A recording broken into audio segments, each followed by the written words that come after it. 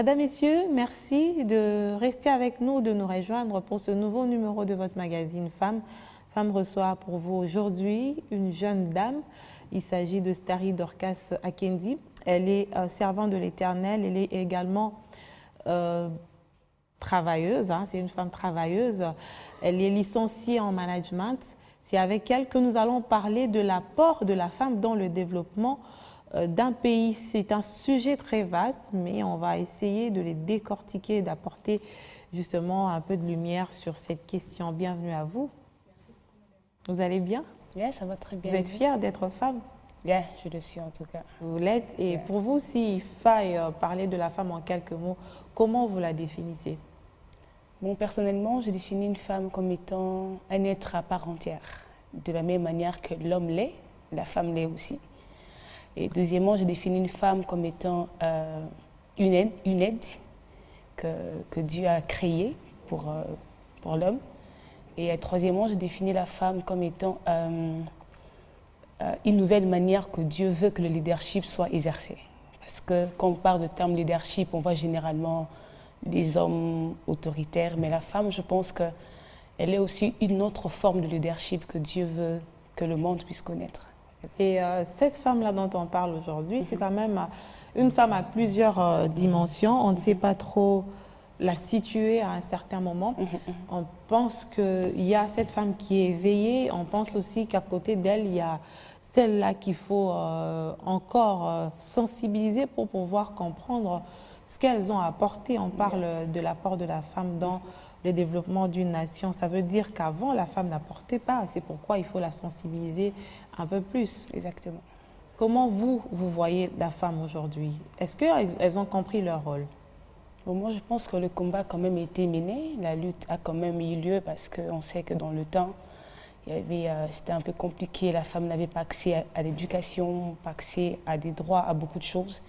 Mais là, on se rend compte qu'il y a des femmes qui sont professeurs, il y a des femmes qui gèrent des institutions dans la politique. On se rend compte qu'il y a vraiment une évolution, quoique il y a d'autres femmes qui n'ont pas encore accès à leurs droits, mais je pense qu'il y a déjà... La lecture, elle est bonne en tout cas. Mais positif. pour être cette femme qui contribue au développement de la nation, quelles sont les caractéristiques en fait de la femme qui doit contribuer au développement de la nation? Ok, moi je pense que tout part d'une connaissance de soi. Il faut arriver à se connaître et à bien se définir. Parce que moi je pense que quand quelqu'un connaît qui il est, automatiquement il peut savoir ce qu'il a, ce qu'il possède. Alors la femme doit apprendre à se connaître en tant que femme, qui elle est exactement, aux yeux de Dieu d'abord, parce que moi je me dis, pour connaître l'utilisation d'une chose, il vaut mieux aller vers son auteur, d'abord chez Dieu, et puis elle-même, à part la connaissance de Dieu, elle-même. Là, vous parlez en tant que chrétienne quand vous renvoyez les femmes vers Dieu. Oui, je parle en tant que chrétienne, mais heureusement qu'il y a quand même, s'il y a d'autres religions, ils croient quand même qu'il y a un créateur qui existe quelque part. Alors, je pense qu'il faut consulter le créateur, la personne qui a créé la femme pour qu'elle sache qui elle est. Et puis, deuxièmement, elle doit apprendre à se connaître, à connaître ses forces, ses faiblesses, ses limites, ses compétences. Et troisièmement, elle doit acquérir aussi de connaissances, parce qu'il ne suffit pas de se connaître. Quand on se connaît, on sait aussi qu'on manque quelque chose. Alors, il faut que j'apprenne, il faut que je fasse de formation, il faut que j'étudie. Alors, je pense que toutes ces choses constituent également un point essentiel. Et quatrièmement, c'est aussi par rapport à l'environnement. L'environnement joue beaucoup sur la femme, sur tout être humain. Et ça peut être un environnement positif ou encore négatif. Donc, les traditions aussi parfois, voilà, les qui traditions constituent des pesanteurs. Exactement, le forteresse qu'on a grandi avec, Oui. donc c'est un peu ça. Mais vous-même, en tant que jeune dame, qu'est-ce que vous faites au milieu de vous pour justement contribuer au développement du pays? Ok, premièrement, je travaille, je suis consultante dans un cabinet de conseil. Alors, c'est là que j'ai appris à avoir un grand cœur et aussi à vouloir que chacun se connaisse. Parce que quand quelqu'un vous vient avec un projet, voilà, je vais faire ceci et cela, la première question qu'on se pose, qui es-tu?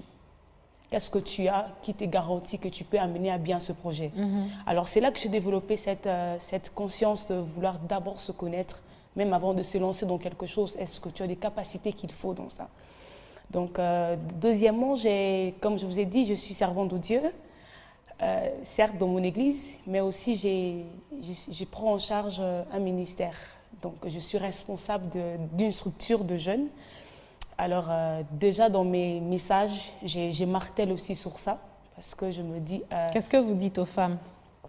La femme, je crois qu'il y a égalité, je crois à la parité, mais je ne crois pas... Mais la réalité parfois nous démontre autre chose. Oui, c'est ça le problème. Je crois à la parité dans toutes les juridictions. Surtout dans certaines églises, on pense que la femme ne peut pas faire ceci, la femme ne peut pas... Ça nous rattrape même au niveau de l'église. Oui, mais je pense que là, maintenant qu'il faut, si on est dans l'église, il faut faire comprendre à la femme que c'est vrai, la femme, elle a tous les droits qu'il faut. Elle est égale à l'homme, mais dans la juridiction familiale, il faut aussi que les femmes comprennent que là, le principe est différent. Le principe est que... Oui, il faut savoir séparer, il faut faire la part des choses. Le principe est différent. Dans la juridiction familiale, le principe est que c'est l'homme qui est le chef. Ok. Et la femme, tu dois être soumise. Et puis, mais quand tu sors à l'extérieur, c'est question de respect. Dernièrement, on montait dans un taxi.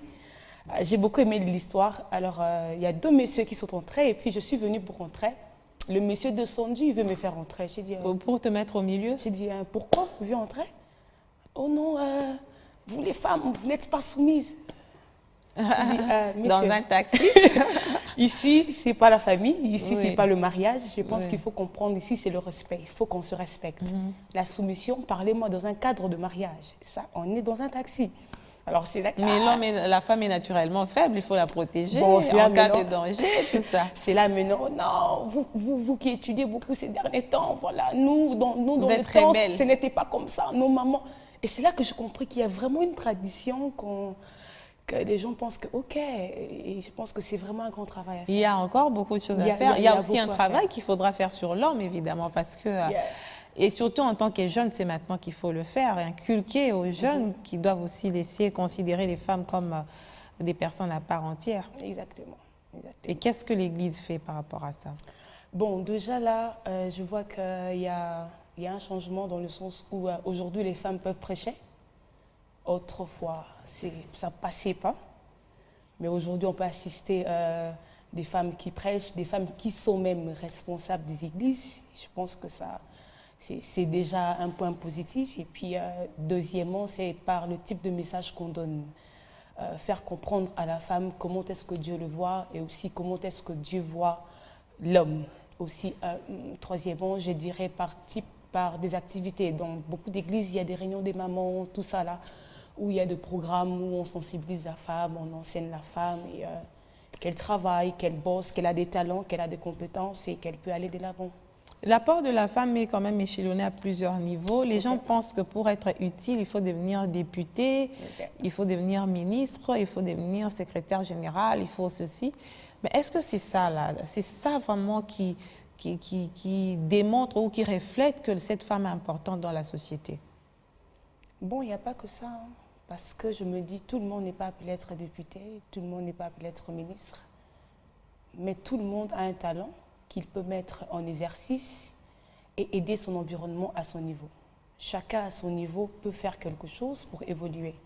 Donc elle peut être commerçante, elle peut être couturière, elle peut travailler dans des services ménagers. Je pense qu'elle joue son rôle, elle remplit ses fonctions, elle exerce son talent, elle est importante à son niveau dans sa société. Je pense que c'est... Moi, je vois les choses de cette manière-là. Oui, mais il y a aussi, par exemple, des femmes qui évoluent dans l'informel. On va aller de manière pratique.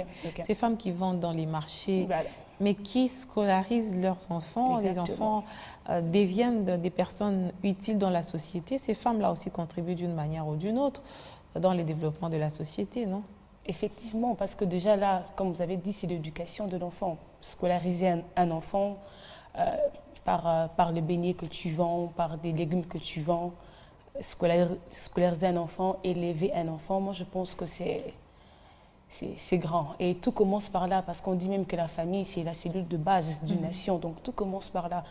Et mon grand frère, l'aîné nous a toujours raconté que ma mère, s'il a étudié, c'est parce que ma mère vendait de braises.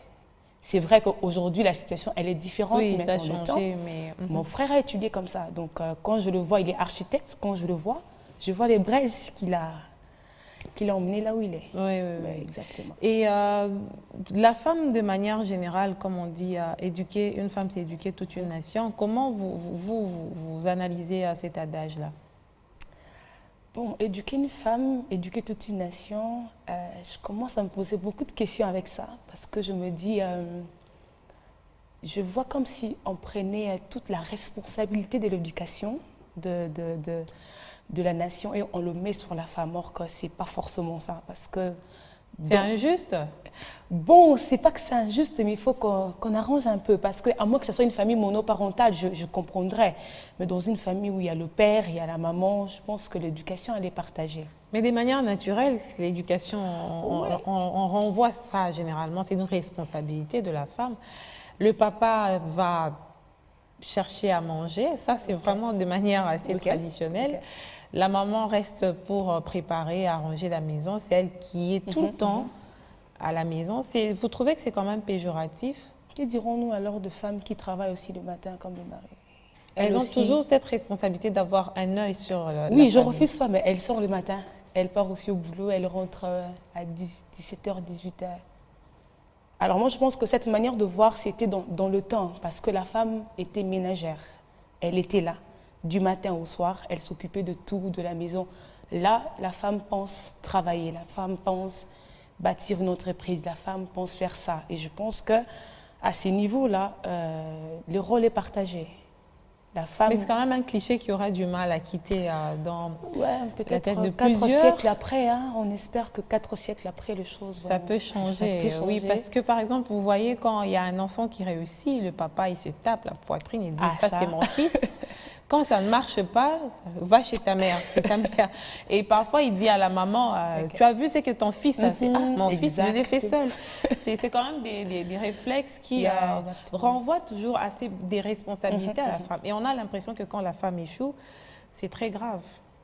La femme ne doit pas commettre d'erreur. On voit ça même quand la femme conduit, non?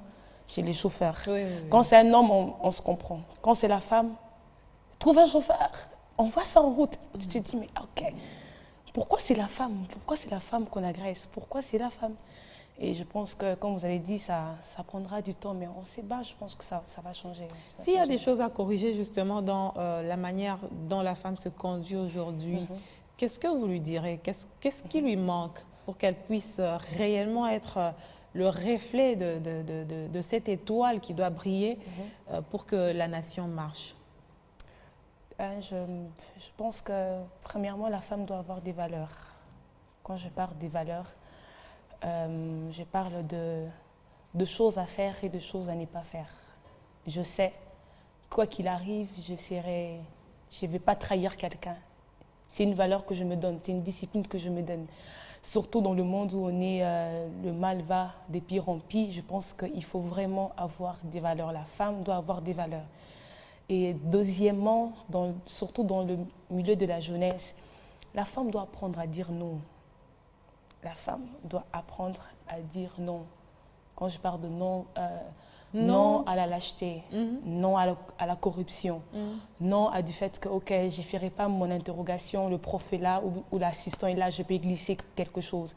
La femme doit apprendre à dire non Aux antivaleurs? Voilà, aux antivaleurs. Et je pense que c'est très important parce qu'on sait qu'elles sont légères, elles sont faciles, je peux venir la corrompre, elle va céder et la femme doit apprendre à dire non.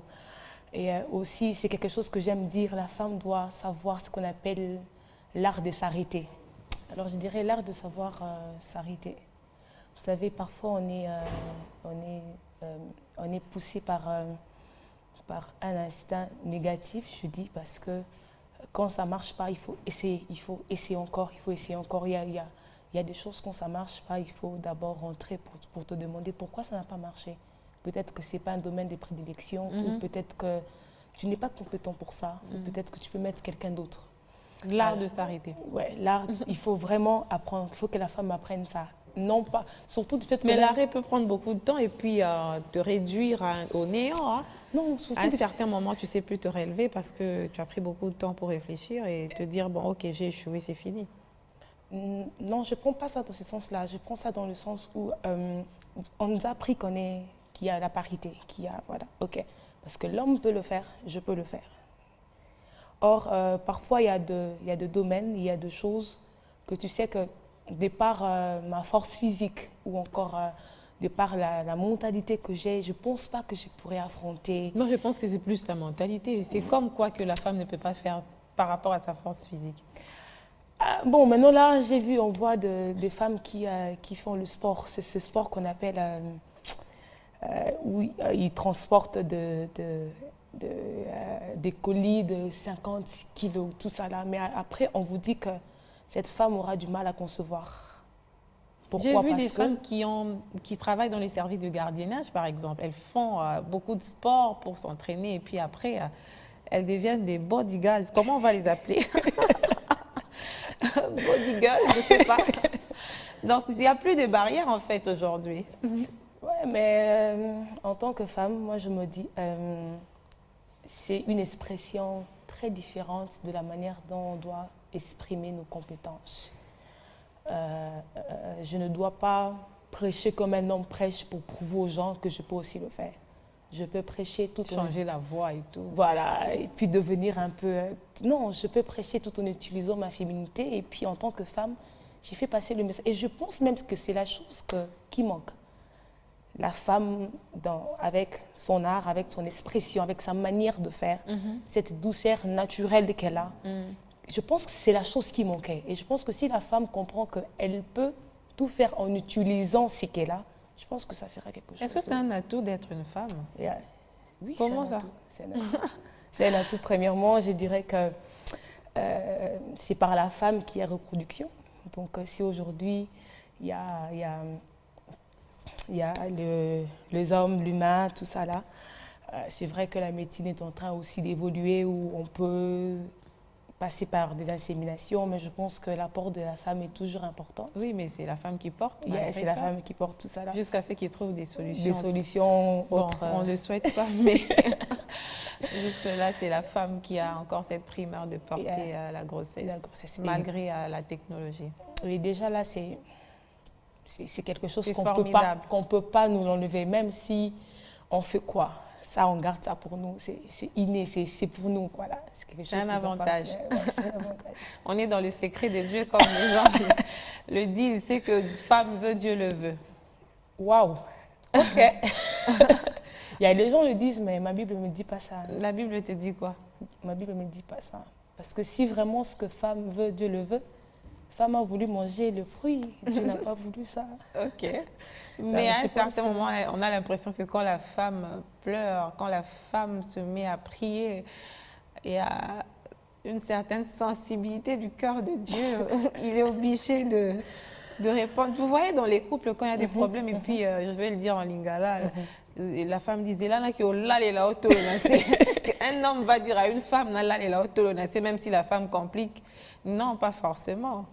Les hommes, ils ont cette capacité de supporter et puis ça passe. Et puis, parfois, ils se disent, est-ce qu'il y a un moi aussi. Donc, c'est quand même un atout aussi. Hein. Et parce que selon l'histoire, on a quand même vu ça. Les femmes s'y sont plus données. Les femmes ont été plus présentes dans tout ce qui est confession religieuse, tout ça. On sent que la femme, elle est dedans. D'autres disent que c'est parce qu'elle est émotive, tout ça là. Oui, mais, elle a beaucoup de sensations. Voilà, c'est pourquoi elle se laisse dans tout ça. Donc moi, je pense que c'est un atout. Comme on le dit souvent, la femme a un sixième sens. Que par instinct, elle peut dire un truc et ça arrive.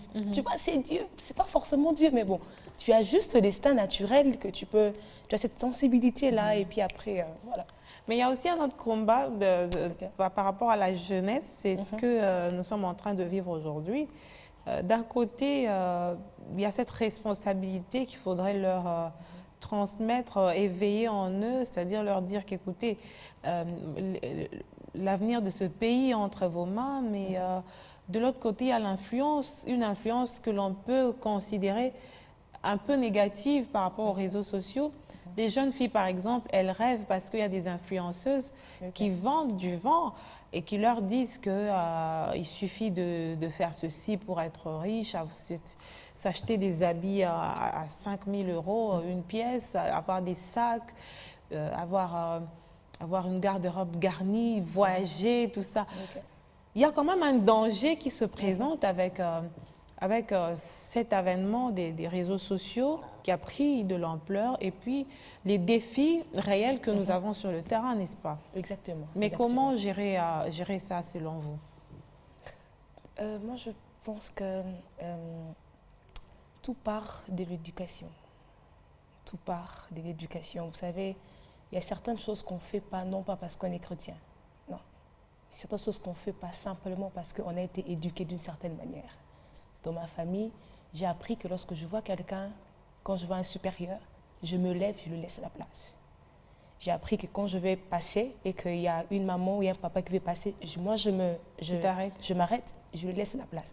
Il y a des choses qu'on a apprises comme ça dans la famille. Ça n'a rien à voir avec la chrétienté ou je suis musulmane. Ça n'a rien à voir. Tout part de l'éducation.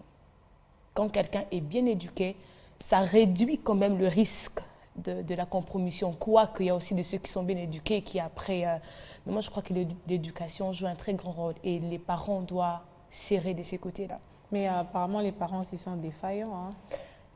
Bon, je ne parlerai pas au nom des parents. Je ne suis pas encore parent, mais je pense que... Vous avez un œil qui observe? Oui, selon ce que je vois de mes parents, je pense qu'il faut serrer.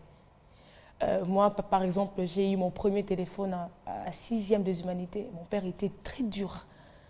Mais papa, bon, c'est la 6e, tu dois savoir comment ça se passe. OK. Mais c'était très dur et je pense que ça m'a aidé, ça m'a gardé. Moi, mon père disait, tu peux aller à une fête, à 20h, tu es à la maison. Mais papa, la fête commence à 20h. Ils s'en foutent. Arrange-toi. Et ce sont ces genres de choses qui, aujourd'hui, je me dis, je devrais passer par là pour être celle que je suis. Vous serez une maman dure, alors? Non, mon père a été trop dur. Non, vous n'imaginez pas comme ça? Non, ça, pas ça chez mes enfants. Mais je pense que c'est peut-être la chose qu'eux n'ont pas reçue, c'est cette facilité où le parent peut parler avec sa fille, de ce qu'elle pense, le dialogue. Nous, on n'a pas reçu ça. Et eux n'ont pas reçu. Ils ne peuvent pas. Ah, c'était carré, non, ok, c'est bon. Mais là, maintenant, on comprend que non, il faut parler, il faut converser. Et il faut parfois le laisser faire ce qu'il veut. Parce qu'on ne sera pas toujours là pour lui dire ce qu'il faut faire, ce qu'il ne faut pas faire. Et c'est même dans ce processus-là que l'enfant apprenne à grandir par ses erreurs. Il dit non, la prochaine fois, je ne ferai pas ça, je ne ferai pas ça. Mais les gens ont aussi cette responsabilité de choisir ce qu'ils veulent voir ou qu'est-ce qu'ils veulent suivre sur les réseaux sociaux. On n'est pas obligé de tout prendre aussi. Hein. Ouais, quoique parfois on nous balance ça comme ça. Il y a une publicité qui passe, tu te dis ok. Mais bon, je pense qu'il y a cette responsabilité-là de faire un choix. Et c'est maintenant, dans ces siècles, c'est très compliqué, faire un choix. Et quand les gens disent que non, je n'ai pas de choix, non, tu as déjà fait un choix de ne pas avoir le choix. Je pense qu'on a toujours un choix à faire. Si tu ne choisis pas, tu as déjà fait un choix de ne pas choisir. Donc, cette capacité de choisir, d'accepter un point et refuser l'autre, c'est ce qui nous manque aussi d'une certaine manière. Tout à fait. Yeah, ça nous manque. Et donc, la jeunesse est quand même, doit être plus consciencieuse, pour, surtout la jeunesse féminine. Hein, parce que nous, on ne nous pardonne pas quand on échoue, on ne fait pas bien les choses. On a quand même une double sanction de la part de la société. Un pasteur m'a dit, s'il y a toi, il y a un homme pour prêcher, 90% donneront du crédit à l'homme, même si on ne le connaît pas. Oui. Même si on ne le connaît pas. Donc, tu as intérêt de doubler d'efforts pour être accepté. Voyez-vous, tu as intérêt à faire la théologie, tu as intérêt à faire ceci. Parce que si tu gaffes, voilà le femme. Mais si un homme gaffe, c'est clean, on comprend que l'erreur est humaine. Oui, ça peut arriver et tout. Alors, c'est maintenant là aussi la grande difficulté parce que tu dois fournir beaucoup d'efforts. Tu dois parfois évoluer avec la mentalité. Il faut que je prouve que je peux le faire. Et c'est dur parfois, mais bon, Ça vaut la peine, surtout dans notre société. En parlant de cet apport dans le développement, j'aimerais qu'on y revienne aussi. C'est lié à la méritocratie, n'est-ce pas? Exactement. Il ne faudrait pas que la féminité joue un peu plus alors qu'on n'est pas compétente, alors au nom de la parité, parce qu'on a présenté des listes où il y a 3 femmes, on la prend et puis après, elle n'apporte rien. Il faudrait que les femmes aussi misent sur leurs compétences. Effectivement. J'aime beaucoup cette dame de la BCC, Banque Centrale du Congo. Elle est la première femme à occuper ce poste, Marie-France Kabedi. Quand j'ai lu son histoire, sa carrière, son parcours, je me suis dit, waouh, comment elle peut faire ça? Et je comprends pourquoi on l'a choisie pour ce poste-là. Je me dis, ok, si elle a fait ça, donc c'est possible de... Elle le mérite. Elle le mérite, voilà. Et elle le mérite et c'est possible de suivre de telle personne, de suivre le trace de telle personne. Donc je pense que la femme doit accepter qu'elle doit se former en fait. Elle doit se former. Genre pas seulement qu'on va me marier par quelqu'un et puis après je serai femme au foyer. Elle doit apprendre à se former, faire de formations. Là maintenant en ligne, il y a des formations qui sont gratuites, qui sont comme ça là. Elle doit apprendre à élever son niveau intellectuel, sa manière de voir les choses. Je pense que c'est la responsabilité de la femme aussi. C'est la responsabilité de la femme. Comment vous-même vous entrevoyez dans les jours à venir? Vous avez quelqu'un qui vous inspire de plus en tant que femme? Une personne sur laquelle vous pouvez compter pour pouvoir la considérer aussi comme un repère, par exemple? Premièrement, c'est ma mère. Beaucoup de dames parlent toujours de leur mère. Je la salue parce que j'ai quand même vu le sacrifice qu'elle a consenti. Tout à fait. Et puis, deuxièmement, je parlerai de mes mentors. Des pasteurs. J'ai 2 femmes qui sont mes mentors, mais ce que j'aime est qu'elles ne sont pas que pasteurs. Elles sont mariées, elles sont femmes. En fait, c'est là même que j'ai appris à comment avoir beaucoup d'onction à l'extérieur. Quand tu rentres à la maison, il faut que tu fasses la cuisine, il faut que tu sers le mari, il faut que tu fasses le devoir de l'enfant. Et c'est vraiment dans cet environnement-là que je suis. C'est là vraiment que j'ai appris. Ok, donc ça reste dehors. Ah, ok. Même quand il dit non, tu ne sors pas. Ok, c'est vraiment dans ça que j'ai appris. C'est vraiment dans ça et ce sont ces 2 femmes que je salue du reste, le pasteur Stéphanie et prophétesse Sissi Bogoli. Ce sont vraiment ces femmes qui m'inspirent. Et puis, je vois également, du reste, je viens de parler d'elle, Marie-France, elle m'inspire, de par sa carrière, ce qu'elle fait. Et je vois également, bon, elle n'est pas d'ici, Joyce Meyer, parce que j'aime ce qu'elle fait. Elle n'est pas que biblique. Elle comprend que parfois, c'est la psychologie qui joue. C'est pas seulement le démon. Parfois, c'est les blessures intérieures qu'il faut traiter. Il faut se guérir, voilà. C'est pas qu'il faut chasser, c'est pas qu'il faut indexer quelqu'un. C'est toi-même. Tu as vécu de périodes très difficiles et ça développe pour toi un caractère très dur. Et c'est vraiment auprès d'elle que je comprends qu'il y a aussi cette partie-là qui est ici qu'on n'a pas. L'art de s'arrêter. Ah, ça, ok. Oui, ça permet de guérir aussi. Exactement, exactement. Donc, ce sont vraiment 2 femmes que j'admire, que je regarde. Et dans la politique, dans l'économie, donc elles sont là. Donc, vous avez des repères, oui, évidemment, dans le domaine chrétien et puis dans d'autres domaines. Exactement. Starry Dorcas Akendi, on a fini cette émission. Merci beaucoup, madame. Merci d'avoir répondu à nos questions et surtout bon vent dans ce que vous faites. On espère vous revoir très bientôt sur nos antennes. Madame, messieurs, à vous également, merci de nous avoir suivis et à la prochaine. Merci.